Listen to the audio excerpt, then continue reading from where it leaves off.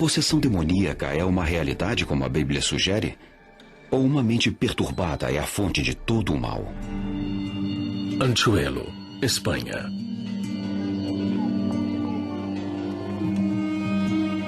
Sou o padre José Antônio Fortea e sou chefe de uma paróquia. Eu recebo as pessoas que alegam estar possuídas por demônios nesse país. Em 2001, o padre Fortea estava vivendo uma vida tranquila como padre de uma paróquia.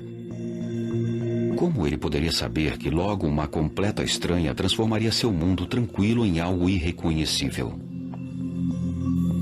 O nome dessa estranha era Marta, e ela morava longe, em outra província. Os médicos estavam espantados. Durante 11 dias, Marta ficou à beira da morte na unidade de terapia intensiva. Para sua mãe, foram 11 dias de preces fervorosas. E quando Marta finalmente se recuperou, parecia que as preces da mãe dela haviam sido atendidas. Quando ela recebeu alta do hospital, tudo deveria voltar ao normal.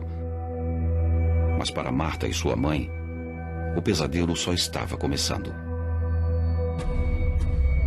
A mãe dela começou a notar acontecimentos estranhos e barulhos inexplicáveis pela casa. Ela tentou não dar atenção, mas logo ela teria que encarar um terror que não podia ser ignorado.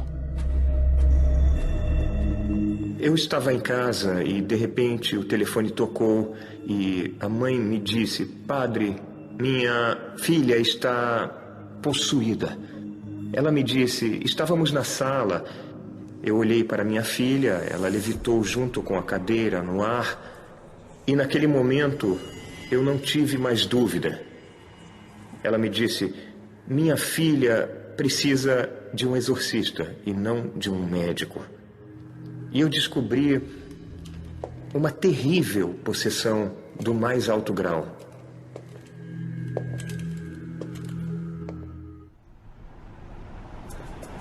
Antônio Iqueiras chefia o departamento de psiquiatria do Hospital Virgen de las Nieves, em Granada.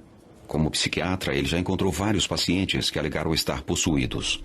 Em 2002, ele soube do mais notório caso de possessão demoníaca da história da Espanha. O caso Marta. A primeira vez que ouvi o caso Marta foi lendo o jornal de circulação nacional. O jornalista ficou impressionado com tudo que aconteceu lá e descreveu nos mínimos detalhes. Ele disse que a garota levitava, que ela falava numa língua desconhecida e uma série de fenômenos que eu achei bastante interessante. Pouco tempo depois disso, o padre Fortea foi para Granada falar em uma conferência sobre exorcismo e perguntaram se era possível eu observar uma sessão como psiquiatra. Eu convidei vários psiquiatras para as sessões, a maioria deles descrentes. Eles excluíram completamente a possibilidade da existência de Deus, da existência do Espírito. Então, tudo tem que ser explicado pela ciência deles. Um certo dia de setembro de 2002, médicos e jornalistas estavam presentes para testemunhar o antigo ritual de exorcismo pessoalmente.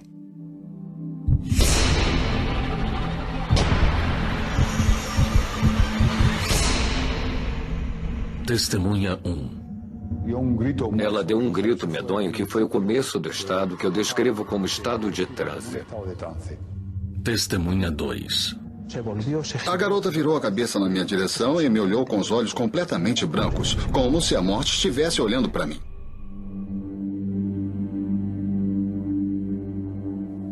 O caso da Marta foi o terceiro caso real de possessão demoníaca com o qual me deparei.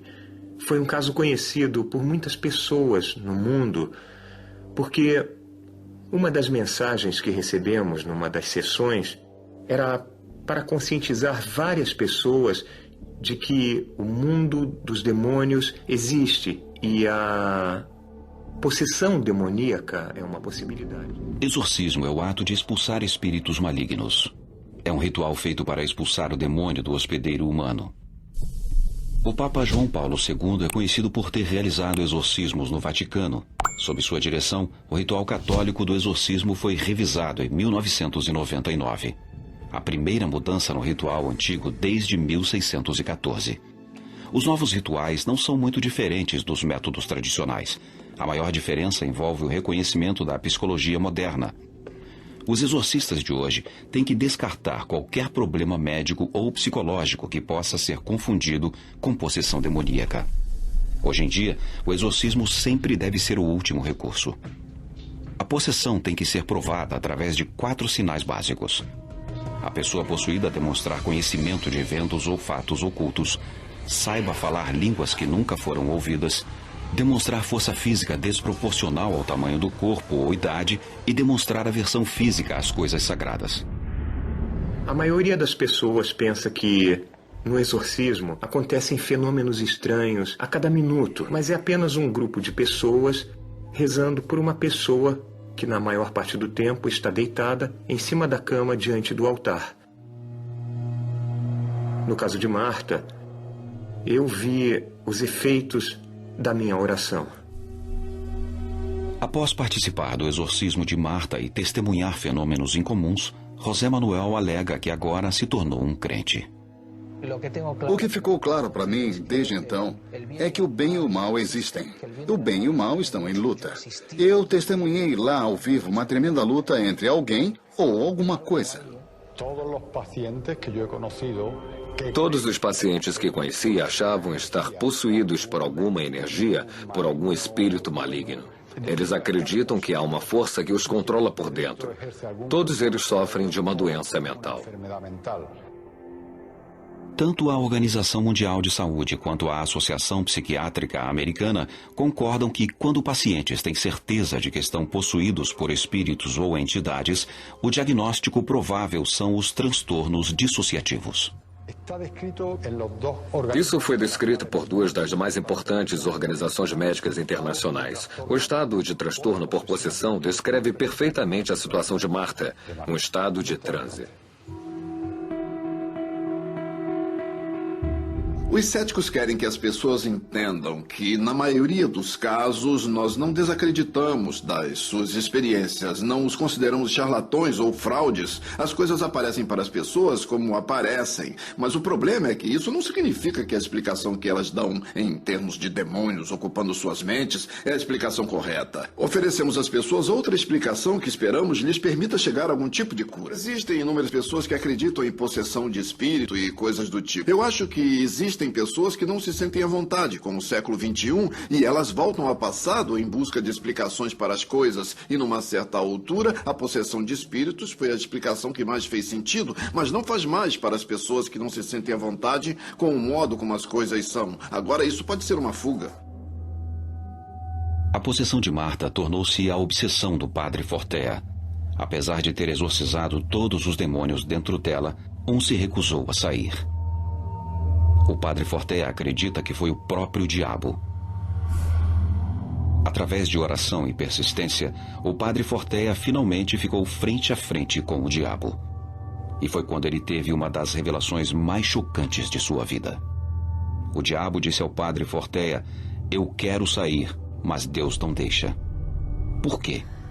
Padre Fortea perguntou. O demônio respondeu com 4 palavras: "Para que eles saibam." Finalmente o padre Fortea entendeu. É uma das revelações mais fortes que um exorcista pode ter. A possessão de Marta era vontade divina.